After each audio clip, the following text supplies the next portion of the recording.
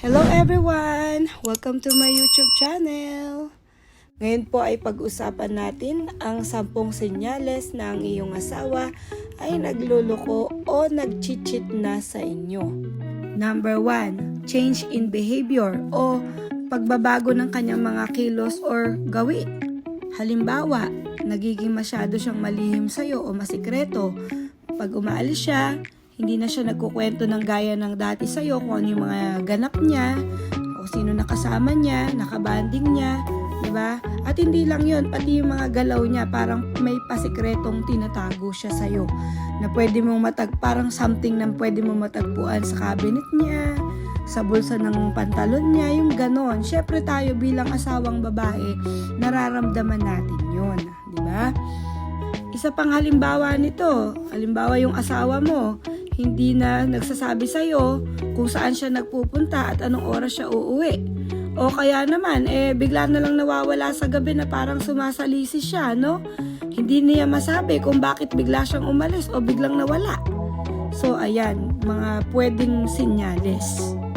At ang ikalawang senyales ay emotional distance or yung paglayo ng kanyang loob o damdamin sa'yo. Yung parang malayo na yung loob niya sa'yo. Halimbawa, yung nag-o-open ka ng mga nararamdaman mo sa kanya at hindi ka niya pinakikinggan. Kadalasan ay galit pa. Yung tipong walang pakialam sa nararamdaman mo. Kasi nawawalan na kayo ng connection sa isa't isa kasi nga malayo na yung damdamin niya, di ba? Wala, hindi na siya willing makinig sa'yo. Baka may iba na siyang pinakikinggan. Oh, char! At ang ikatlong senyales ay lack of intimacy or affection connection, no? Yun po, yung nararamdaman mo na talagang bawas na yung pagmamahal niya sa'yo. Isa pang palatandaan talaga na mararamdaman mo ay hindi na niya yung gusto yung gawain ng mag-asawa, yung sexual activity ng isang mag-asawa. Ramdam mo na hindi niya na gusto yon sa'yo. Marahil ay nahahanap na niya yon sa iba. Yun ang mga posibleng pangatlong senyales. At ang ikaapat na senyales ay increase in defensiveness. Ito yung palaging nakadepensa sa kanyang mga sinasabi at ginagawa, lalo na kapag ito'y napupuna mo. Higing depensibo o defensive o umiiwas sa pagtatanong tungkol sa kanyang ginawa o saan siya galing, nasaan siya ngayon, nagagalit siya kapag siya'y tinatanong mo. At ang ikalimang senyales, yung bang hindi maipaliwanag na gastos. Ang laki ng bawas ng sahod. Hindi maipaliwanag saan kaya napunta yon, ano? Baka naman naibili na ng Rolex, yung isa. Samantalang ikaw, nagtiis ka lang sa Seiko. Aray ko naman. Diba? So, maaaring ganon, hindi maipaliwanag na gastos. Mayroon siyang posibleng pinaglalaanan, no? Baka nagpapalaki na siya ng ng alagang manok doon sa isa. Samantalang sa'yo, ay wala. Nako, ayan. Mag-isip ka na, mare. At ang ika-6 na senyales ay yung pagiging masikreto sa mga gamit or gadgets niya gaya ng cellphone. Yung kapag naipatong niya sa lamesa, kahit pupunta siya ng CR, babalikan niya. 'Di ba? Babalikan pa niya. Palit ng password ng kanyang mga cellphone. O kaya naman ay may mga tinatagong SIM card na hindi mo alam. Pati laptop, no? Habang nagla-laptop siya at ikaw ay naupo sa tabi niya, manonood ka lang o magbabasa, maglalambing ka sa kanya, bigla niyang papatayin. Kasi para bang may ayaw siyang makita mo. Ayan. Pati password nun, pwedeng pinapalitan din ng pinapalitan. At ang ika-7 senyales ay yung change in appearance o yung pagbabago ng kanyang looks, di ba? Dati, napakasimple lang niyang pumorma. Kapag aalis kayo, ang bilis-bilis lang. Minsan, nagmamadali pa sa'yo, nababagalan sa mga pormahan mo, di ba? Pero itong mga lately, no, napansin mo na siya mas matagal pa sa'yo, mas madetalye pang gumayak o pumorma sa'yo. At humihilig na rin siya mag-shopping ng mga bagong damit at pantalon, mga kagamitang pampa-impress na dating hindi naman niya palaging ginagawa.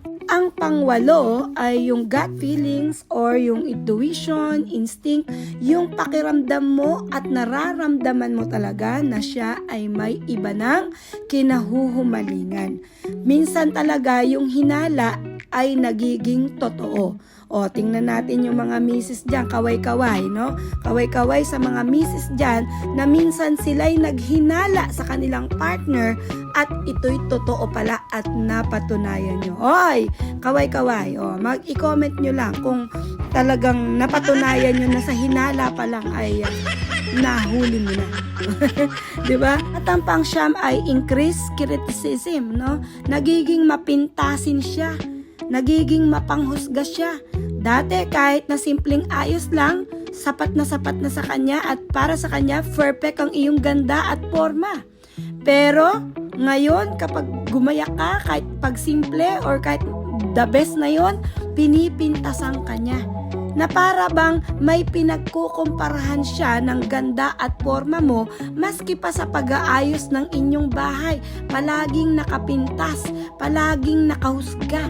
Maaari talagang siya'y may pinagkukumparahan na. O pwede rin naman na gina-justify niya yung kanyang ginagawang hindi maganda. Yung tipong, kaya ako nagpalit kasi ganito, madumi, kasi hindi maganda. So parang gina-justify niya yung ginagawa niya para magmukhang ikaw yung naging dahilan bakit siya nagloko na kung saan talaga namang ginusto niya yon, no? Gusto niyang ikaw ang maging masama. Karaniwan talaga sa mga nagchi-cheat, pinasasama yung kanilang asawa, no? Yan ang karaniwang mapapansin nyo. At ang number 10 o ikasampung senyales ay ang evidence of infidelity o yung proof na siya ay nangangaliwa. Pruweba na siya ay unfaithful, nag-cheat o nagdidisik siya sa'yo. Yung natuklasan mo na talaga na siya ay merong kinahuhumalingan. Meron ka ng konkretong ebidensya. Pero dyan papasok yung ikalabing-isang utos. Ay, ikalabing-dalawang utos pala. Ano yon? Huwag kang aamin. Diba? Yung kahit meron ka ng konkretong ebidensya, siya ay huling-huli na, gaya na lang ng mga text, ng mga call at iba pa, na mga pwede maging ebidensya, ay ginagamit niya yung ikalabing utos ng mga cheater, yung huwag kang aamin. Ba't ikalabing-dalawa? Kasi yung ikalabing-isa, huwag kang magpapahuli.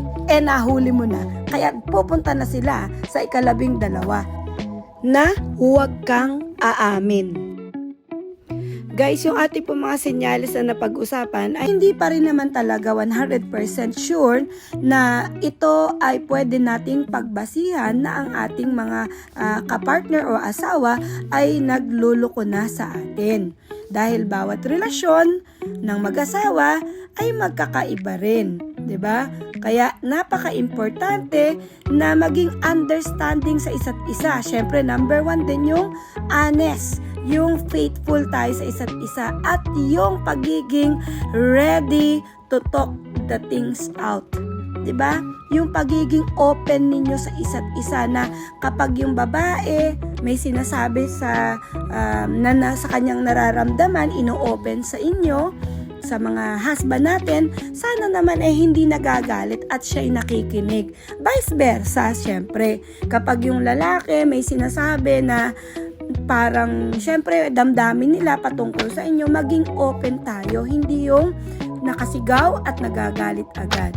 So, maraming nasusolusyonan na pag-aaway ng mag-asawa ang maayos na pag-uusap at yung pagiging open sa isa't isa. Thank you everyone sa inyong pakikinig. Sana po ay sundan nyo ang susunod nating topic na paano naman natin mabubuking ang ating mga asawang nag-cheat. Hanggang sa muli, huwag pong kalilimutang mag-subscribe. Thank you so much!